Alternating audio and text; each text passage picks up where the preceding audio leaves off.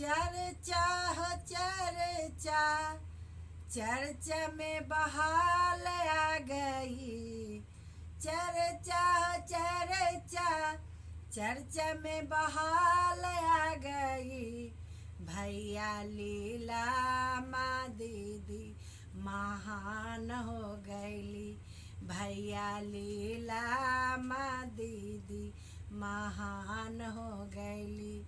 हमरा तीने सुतरा भैया ज्ञान दे देलन।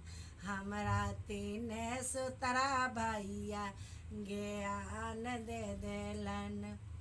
सोने सुराही गंगा जल पानी, सोने सुराही गंगा जल पानी। भोलक चाराना धोलैबै माले माल हो जैबै। भोलक चाराना धोलैबै माले माल हो जैबै।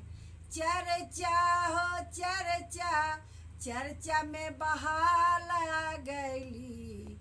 चर्चा हो चर्चा, चर्चा में बहार आ गई। भैया लीला माँ दीदी महान हो गईली।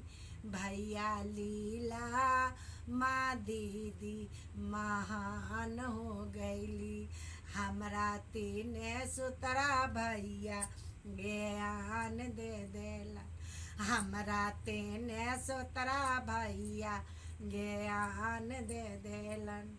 सोने सिंहासना, सोने के चौकी, सोने सिंहासना, सोने के चौकी।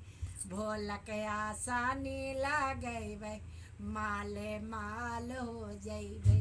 भोलक आसानी लगैबै माले माल हो जैबै। सोने के थारी में चंदन अक्षत, सोने के थारी में अक्षत चंदन। भोलक तिलक लगैबै माले माल हो जैबै।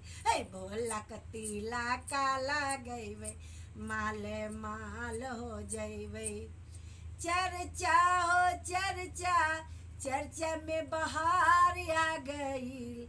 भैया लीला माँ दीदी महान हो गईली। भैया लीला माँ दीदी महान हो गईली। हमरा तीने सुतरा दिलन, भैया तीने सुतरा दिलन महान हो गईली। सोने के थारी में भंगिया के गोला, सोने के थाली में भंगिया के गोलावा।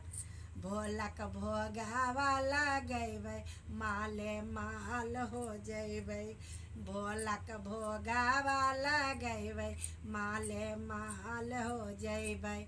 जिनका ताक देलन भोला माले माल हो गईले। जिनका ताक देलन ला माले माल हो गईले। चर्चा हो चर्चा, चर्चा में बहाल आ गई।